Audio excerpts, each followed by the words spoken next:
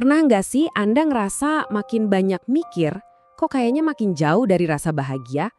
Nah, di bahasan kita kali ini, kita akan coba kupas sebuah paradoks yang menarik banget. Kenapa ya? Kecerdasan sama kebahagiaan itu seringkali nggak sejalan. Kutipan dari Woody Allen ini rasanya kena banget ya buat sebagian dari kita. Momen di mana pikiran kita sendiri yang seharusnya jadi aset paling berharga malah terasa kayak beban yang bikin kita jauh dari rasa damai.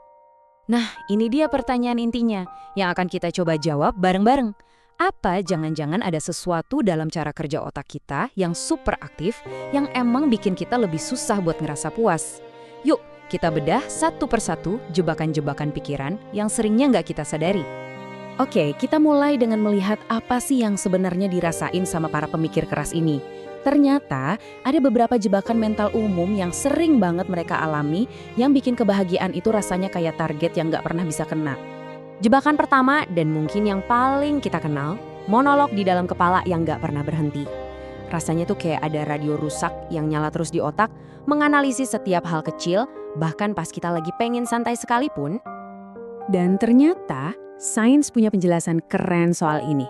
Penelitian nunjukin kalau orang dengan kecerdasan tinggi itu cenderung punya default mode network atau DMN yang lebih aktif. Ini bagian otak yang tugasnya mikir dan merenung.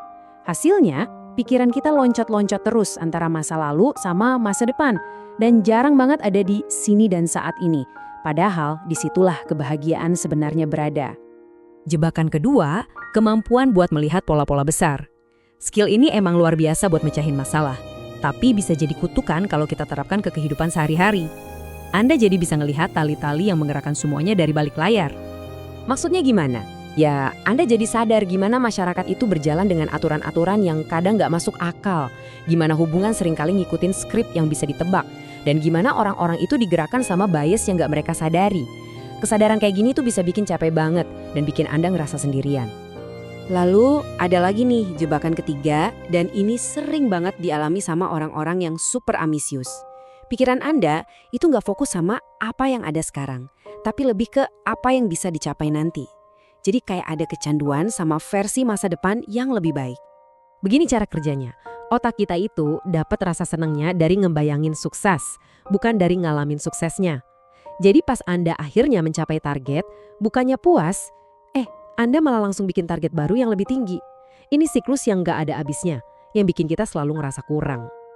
Oke, tadi kan kita udah ngomongin gejalanya ya. Sekarang gimana kalau kita coba kasih nama untuk semua perasaan ini? Karena ternyata ini tuh bukan cuma perasaan aneh, tapi ada kerangka psikologisnya. Menurut teori dari seorang psikolog bernama Dabrowski, ini disebut depresi eksistensial. Dan ini beda loh dari depresi klinis biasa. Depresi ini muncul bukan karena trauma, tapi justru dari kesadaran yang terlalu dalam tentang hidup itu sendiri, soal makna, tujuan, dan semua keanehannya. Kondisi ini sering banget dialami sama orang-orang yang ya bisa dibilang berbakat atau cerdas. Kenapa? Karena mereka cenderung lebih intens, lebih sensitif, dan idealis. Mereka sadar banget sama masalah-masalah di dunia, ngerasa kecil banget di alam semesta ini, dan terus-terusan nanyain, sebenarnya apa sih makna dari semua ini? Oke, sekarang kita masuk ke bagian yang lebih sains nih. Sebuah studi fMRI baru-baru ini ngasih kita gambaran yang luar biasa tentang apa yang sebenarnya terjadi di dalam otak kita pas lagi kebanyakan mikir, terutama pas lagi cemas. Jadi, ada satu konsep kunci di sini. Namanya episodic counterfactual thinking, atau gampangnya ECFT. Ini tuh istilah ilmiah buat kebiasaan kita berandai-andai atau mikir gimana kalau pas kita muter ulang kejadian di kepala dan ngebayangin skenario yang berbeda. Nah, berandai-andai ini ada dua jenis utama. Pertama namanya upward CFT. Ini pas kita ngebayangin hasil yang lebih baik. Coba aja dulu aku ambil kerjaan itu.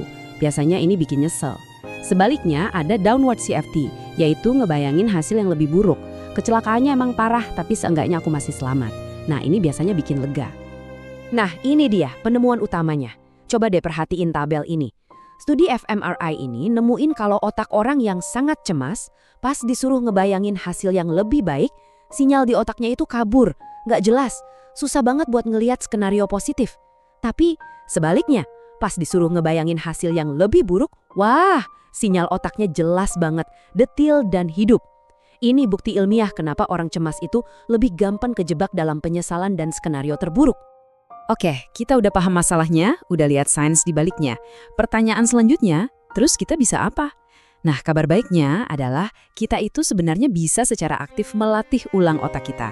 Yuk, kita lihat beberapa alat praktisnya. Ada 4 strategi utama nih yang udah terbukti efektif banget buat bantu kita ngatur ulang kecenderungan otak yang super aktif ini. Tapi ingat ya, ini bukan solusi instan, melainkan latihan yang harus konsisten buat ngebangun jalur baru di otak kita. Yang pertama, mindfulness atau kesadaran penuh. Ingat kan soal default mode network yang bikin otak kita ngobrol terus-terusan? Nah, latihan mindfulness, kayak meditasi misalnya, itu secara ilmiah terbukti bisa ngecilin volume aktivitas di area otak itu. Ini cara langsung buat melawan monolog internal yang nggak ada hentinya. Kedua, menemukan makna. Ini tuh kayak penawar langsung buat depresi eksistensial yang tadi kita bahas. Kalau Anda punya tujuan yang lebih besar dari diri sendiri, pertanyaan-pertanyaan besar soal hidup itu jadi nggak terlalu berat lagi. Makna itu ibarat jangkar buat pikiran Anda. Ketiga, rasa syukur. Latihan sesimpel nulis 3 hal yang Anda syukuri setiap hari, itu beneran bisa ngelatih ulang otak kita loh. Ini secara aktif mindahin fokus kita dari apa yang bisa terjadi nanti ke apa yang baik sekarang. Dan ini langsung melawan kecanduan kita pada potensi masa depan. Oke, jadi kita rangkum ya poin-poin pentingnya. Punya pikiran yang super aktif itu bukan kelemahan. Anggap aja itu sebuah fitur yang punya plus minusnya. Kecenderungan otak Anda buat lebih gampang ngebayangin hal negatif itu nyata dan bisa diukur secara ilmiah. Tapi dengan ngerti cara kerjanya, Anda bisa mulai ngambil alih kendali. Dan ini membawa kita ke pertanyaan terakhir. Jadi, coba renungkan ini sejenak.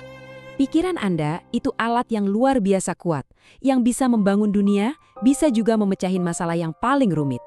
Pertanyaannya sekarang adalah, apakah Anda yang mengendalikannya, atau justru Anda yang dikendalikan olehnya?